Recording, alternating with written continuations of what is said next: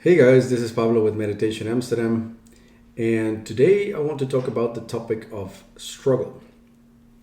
This stems from a call I just did with someone who has been struggling to try and quit smoking for a while. And, they've tried different things. The habit sometimes subsides and then it pops back up. And we got into a conversation about how we often engage in struggle to try to change ourselves for the better, try to change our circumstances or our attitudes towards certain things, and how that struggle rarely pays off the right dividends. It rarely delivers on the outcome that we're looking for. So I wanted to get into that and understand why that is the case, and how struggle is a very is a mental medium that is very inefficient. Is full of friction, and it also comes from a place that is rather problematic. So, see, here's what's going on. When we set out to try and let's take the example of eliminating a bad habit. When we're setting out to eliminate a bad habit, what is essentially taking place is there is a felt sense of ourselves that wants to engage in the bad habit. So that arises, yeah. And then parallel to that arises a part of us that says, I shouldn't be doing this, and I'm going to try to now do something to that habit, right? I'm going to try to either discipline myself or take the right type of action, or simply battle the habit in one way or another. So the struggle ensues, and you get into perhaps even try to psychologically understand why you're doing it, and the rest of it. Now, to battle a habit with a desire not to engage in that habit is where struggle ensues. And it's a losing battle, because the part of our mind that wants to engage in the habit and the part of our mind that wants to stop it are both they are both parts of us. They are both little selves that arise and then do battle with each other. Neither is more powerful than the other, and perhaps the part that wants to engage in the habit is a bit more powerful, because that part is arising from a certain sense of lack. So my suggestion in this case is to create windows of time when the craving arises, to investigate, rather than to fight the craving, to investigate where the craving is arising from. Now, this will involve discomfort, in the sense that creating a window of time between the moment the craving arises and the moment we actually engage in this case, smoking, for example, is going to feel uncomfortable. However, it's important to understand that we are bringing this discomfort to the surface, not so that we can beat it into submission or fight it off, or that we can develop more discipline or more willpower. I think those are all very yang and very linear ways to approach the situation. Rather, we are bringing the discomfort to the foreground to understand why it is there, that we may fully feel it, right? Maybe even understanding why it's there is not as important, because there we go into psychology all over again. Really, we want to bring the discomfort to the foreground, that it may be fully felt. The discomfort is what's underpinning the arising of a craving. And it is also what's underpinning, ironically, the arising of our desire to attack that craving and to beat it into submission, so that we can stop the bad habit.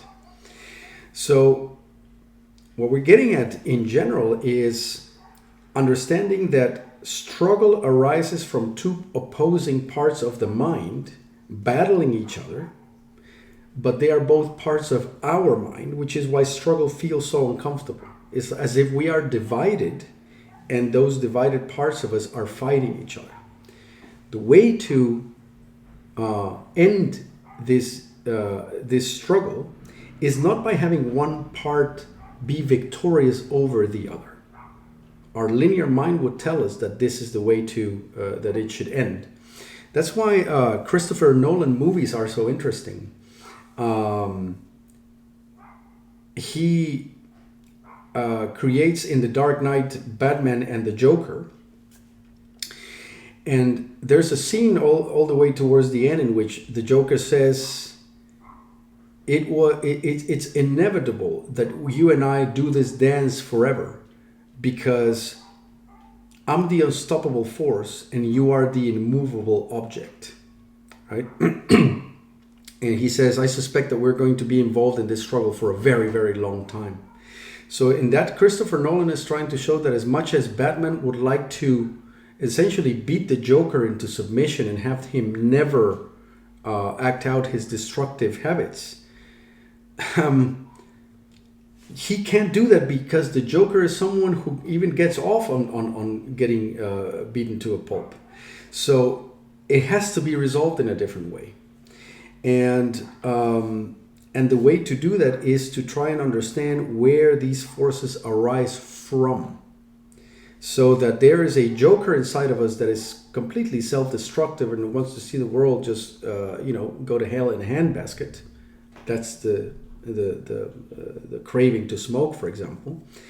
And there is something in us that wants to be this Dark Knight, this Batman who would like to beat the habit into submission, but no matter how much it punches, it can't.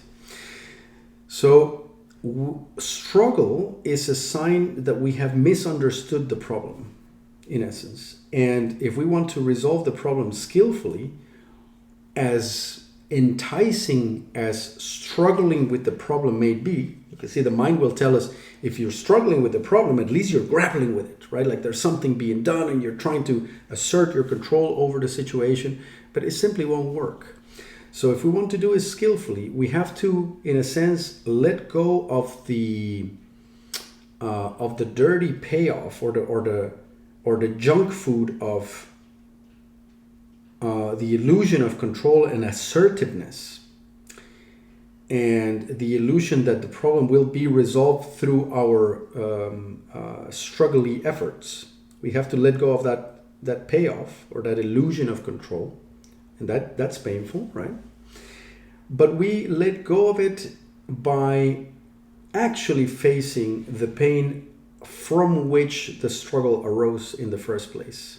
Because all that struggle, as uncomfortable as it may be, has the payoff not only of giving us an illusion of control, but also of distracting us from the discomfort that we feel in the now that prompts the bad habit and the struggle against it. So we go into pure discomfort in that sense, but not the discomfort of struggle, which is all made up and surface level mental. Oh, I should do it, but I don't want to, but I feel like I have to. And we go away from that into, why do I feel uncomfortable in the now with myself? It has nothing to do with habits or letting go of them. It's a much more fundamental sense in which it feels like the now is hot to the touch. It feels like if I enter the now fully, I will be burned in. I will be incinerated in it, and the ego is in fact incinerated in the now. And just as I was explaining during this call, we don't have to incinerate the ego in the now as if you are tossing it into a sacrificial pyre or a cremation chamber, right? So we don't have to go up in flames all at once. But to quote Angela DeLullo, you are on fire, so burn, right? There's nothing wrong with orienting our attention more towards the uncomfortable fire of the now, as opposed to the toxic discomfort of struggle.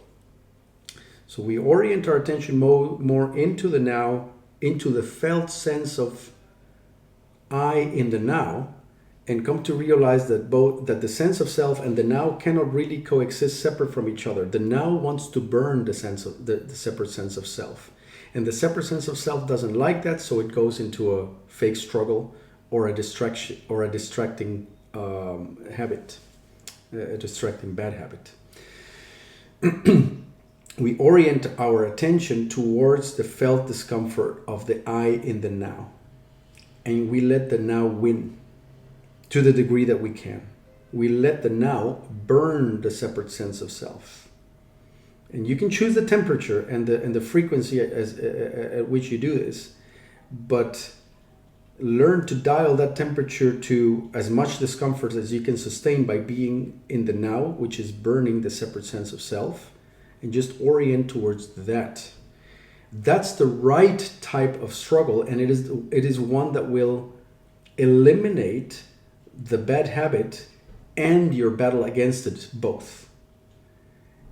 And the bad habit will just disappear. Problems don't get solved in the way that the mind thinks they do. Problems just dissolve, but they dissolve along with your sense of self. You cannot preserve your separate sense of self and have the problem eliminated. That's the Batman approach. It's like the hero that through his or her free will and willpower and discipline and grit and sort of grim determination will beat the enemy into submission. No, we orient more towards the death of the hero along with the problem, because it is the notion of being a hero that makes the problem arise in the first place. It is being a separate heroic self that makes us feel uncomfortable and feel like we are burning in the face of the now. And from that burning and that fear, a host of problems and bad habits arise, of avoidance, procrastination, smoking, you name it. And then from that arises another heroic self that wants to struggle with those problems. That the entire dynamic doesn't really work for us. So whenever you feel like you're struggling with something, that is a clear sign that you are engaged in not only a losing battle, but also a very uncomfortable way of using the mind. And it also points towards a toxic sense of self that wants to claim either hero status or victimhood, or flips neurotically between the two, which is typically what happens.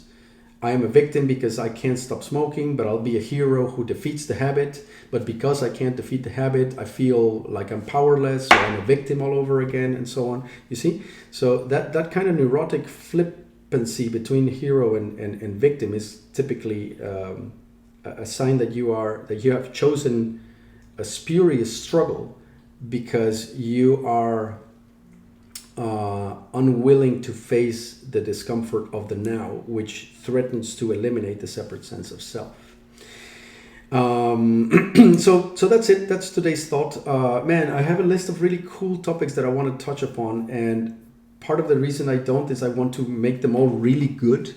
So there you go, right? That's part of the seeming struggle that I'm facing when it comes to this whole channel. So I'm gonna just try to get into the habit of simply doing my best and sharing these for whatever it's worth. Curious what you make of this one. As usual, thanks for watching thus far. And if you think that the channel is worth subscribing to, or that this video is worth liking and sharing, then please do so. It's really helpful for the channel.